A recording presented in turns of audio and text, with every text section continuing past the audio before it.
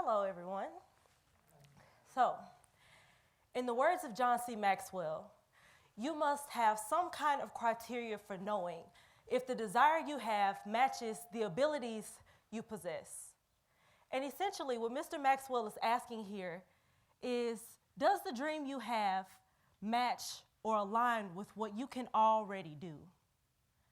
By show of hands, how many have had a life-changing moment that completely changed the trajectory of your life? I mean, a moment in which you had an aha, a light bulb went off in your head and you could see the instance or the discipline that you would make an impact in. I remember that moment in my life.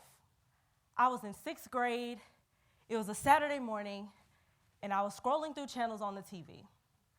I came across a TV show entitled, I Didn't Know I Was Pregnant. From the moment I read the title until the time that the marathon had ended, yes, I said marathon, it started at 9 o'clock, it ended at 2 o'clock p.m. I sat there the whole time. I was completely mesmerized. Not only was I trying to figure out how in the world a woman had no clue that she was pregnant, but I was in awe at the image of seeing myself operate in the field of obstetrics. Now looking back on that moment, I realized that I had never before experienced that type of happiness.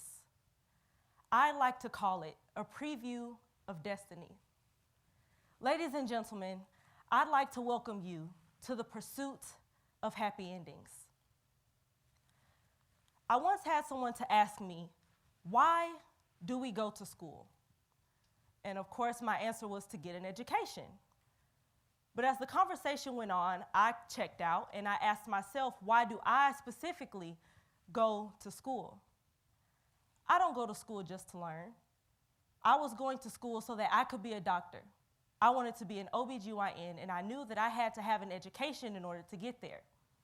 But I also realized that there are other people in the world who have to make an impact in somewhere that has nothing to do with academics, that's not science-based, that has nothing to do with math. So what were they going to do?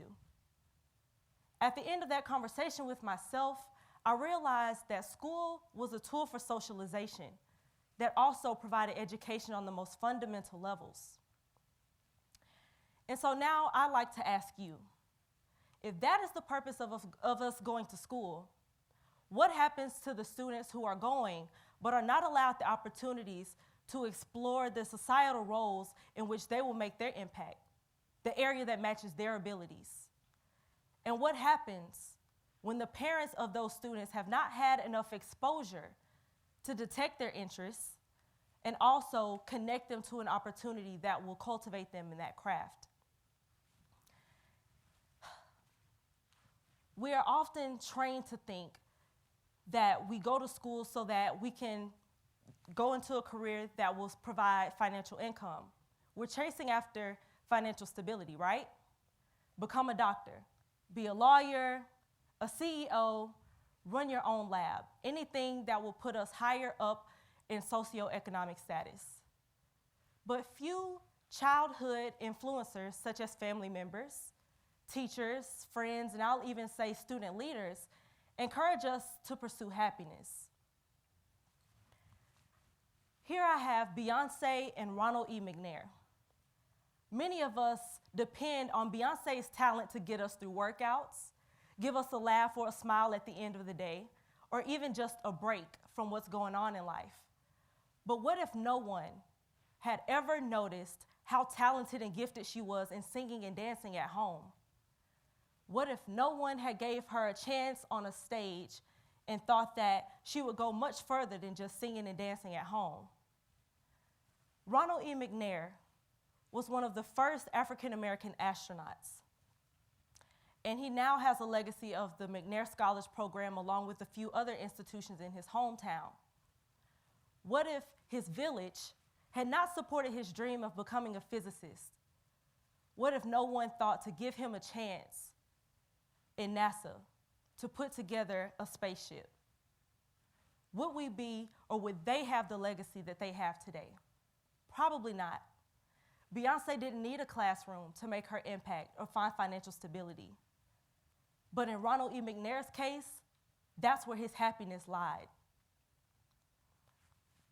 In a day and age of social media, it is much more easy to take something that is considered a hobby and turn it into a transformative business.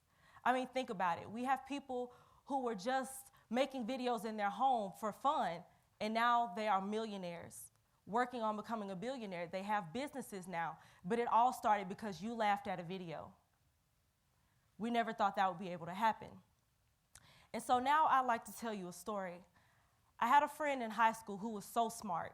I mean, we took AP classes together. She was brilliant, but she also had a passion for styling people. She loved doing hair. She loved getting her nails done.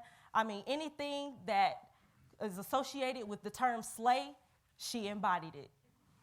And so as time progressed and we became closer as friends and we got closer to our graduation date, she shared with me her hopes and dreams of becoming an entrepreneur.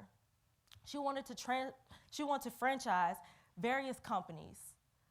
And so we both knew that she did not have a happy place in a classroom setting, but she also shared that she wanted to go to college. And of course, as her friend, I supported that dream. Whatever made her happy made me happy. A few months later, I called to check in on this friend, only for her to tell me that she had left the institution that she had enrolled in and was now pursuing a career in cosmetology. I could tell by the tone in her voice that she had found her true passion. She found the road that would lead her to destiny. And now, with the combination of social media, her clientele is growing by leaps and bounds. Not only that, but she is now working towards becoming a model, something that she always wanted to do, something she found joy in walking the halls of our high school. And so with that, the takeaway is, if you use the glimpse of passion that you find, you can create a life that you have always wanted to live. And sometimes finding that road or taking that step means looking away from the highway to notice the beach that is underneath you. And in this moment, the beach is not just a body of water, but it is representative of the endless opportunities to have financial income, to work a job, to generate revenue in an area that you are good at, something that makes you happy. In the words of Mark Twain, the best and most important days of your life are the day that you were born and the day you find out why. For me, that first moment was watching I Didn't Know I Was Pregnant in the 6th grade. For my friend, it was the moment that she stepped in front of a camera and realized that she loved it. And not only was she happy there, but it brought money into her pockets. And now, I challenge you to find that moment. Think about what you're good at. What makes you happy? Why do you work the job that you're there? Why are you serving? Why are you sitting in a classroom? Is this really where you want to be? Are the things that are happening to you in this moment something that will push you towards destiny? Something that will push you towards your happy ending? And so, if we hone in on what a person is good at naturally, we can show them a place where financial income is endless. There are so many opportunities on the other side of stepping into what you're good at. Somebody can push you towards greatness and push you towards paradise. But the vehicles that we need to get to those places are teachers who see the potential in the students that are sitting in their classrooms, and even the ones who make the lowest grades, asking them, what is going on? And connecting on a level of, why are you not doing good? But what really makes you happy? What are you great at? We need people who are not afraid to mentor. And even us as students, we now have more exposure than the people coming behind us. We should take the opportunity to mentor them. Though we don't have all the answers, we know more than they do at the place that they are in life. We need family members who are not afraid to teach us networking skills by introducing us to friends that could open up more doors in the area that we want to be in. And we also need friends. Friends who see what we're good at and push us to be great.